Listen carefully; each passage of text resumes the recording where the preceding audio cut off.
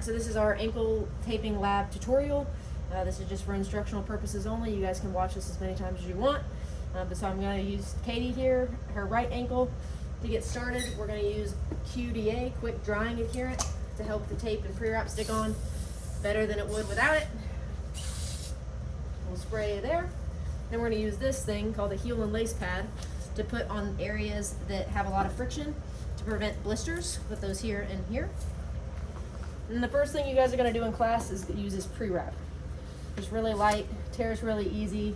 We're going to put this on so that we don't put the tape directly on the skin, so we don't want to rip leg hair off or create abrasions, okay? You can start this anywhere. It doesn't have to be perfect, just cover the whole skin. I like starting on the base of the foot. Other people will start here.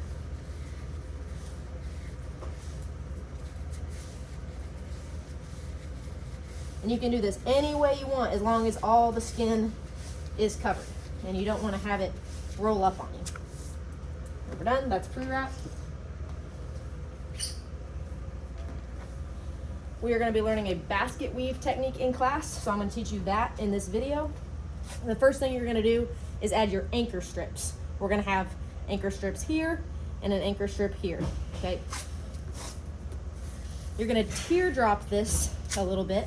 See how it's angled a little bit there instead of just going straight across? That's because the calf is not a perfect cylinder. So in order to prevent wrinkles, you teardrop a little bit, just angle it just a little bit. I like to add a couple of anchors just to allow me a little bit of extra stickiness up here in the later steps. Some people do one, some people do two. I like to do three. And then you'll put one anchor strip on the base of the foot. Some people go all the way around. I usually just cut it like that, okay?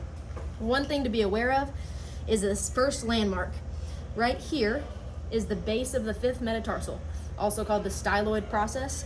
You really don't want to put any tension on that at all, because what happens is that every time you step down and the metatarsals want to spread, it cuts right in there with the tape and hurts pretty bad. So if you do put any tape over there, just make sure it's really light, no tension. So you got your anchors done. I like 3, 1 down here. Again, you can have 1, 2, or 3, up to you, okay? The next thing we're gonna do is add our stirrups. And we're gonna do stirrups and horseshoes alternating in a basket weave fashion. That's why this is called a basket weave technique, okay? We are always gonna apply our strips medial to lateral and pull into a little bit of eversion. We learned in class that the most common way to sprain your ankle is to go into inversion. So with our ankle tape job, we're pulling into eversion to give that lateral side some support and make sure that we don't invert our ankle and get an ankle sprain, okay? So we're always pulling our tape medial to lateral. Come to this side, Teresa. Got a couple landmarks to worry about here. Your first stirrup is gonna be attaching up here on your anchor strip and cutting the medial malleolus in half. The medial malleolus is right here, and I'm cutting it with this side of my tape. And then I'm gonna bring it under the foot and then up onto the lateral side, tugging just a little bit to pull it into eversion and protect that inversion ankle sprain. And then tacking that down. So that is one stirrup. Then after that, you're gonna go into your horseshoe. Again, starting from the medial side, cutting the malleolus in half again. You can see that over here.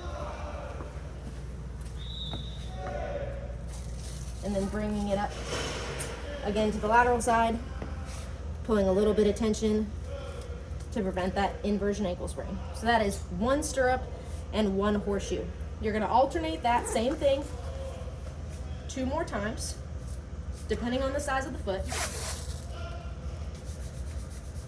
to make this nice basket weave pattern. And you will see it in a second here.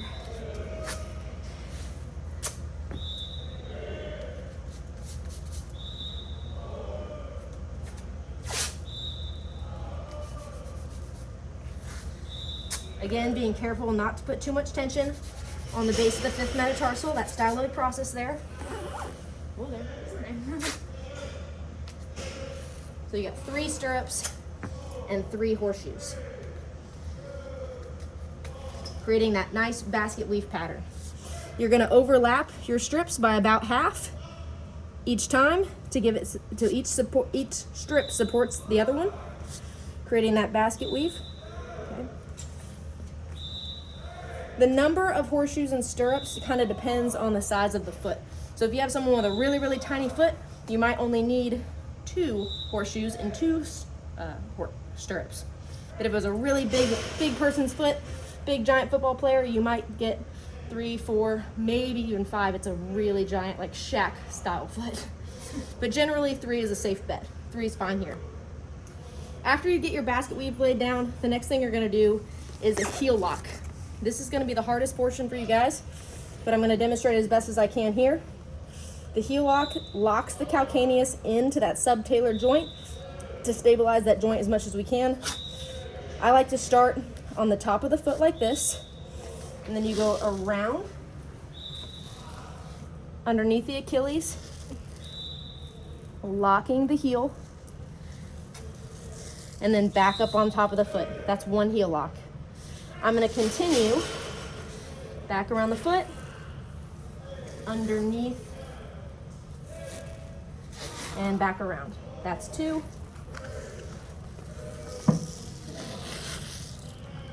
Underneath and up top. That's 3. And then the last one, 4. Okay, so that is your continuous heel lock around the Achilles, underneath the base of the foot, up top. This takes a lot of practice and a lot of repetition. This will be the toughest part, so make sure you practice this a whole lot. The next thing you want to do is just close it all up. You're going to start up here. One closure, again doing that teardrop shape so it doesn't wrinkle. Overlap your tape by half, like there. And just close up the whole tape job.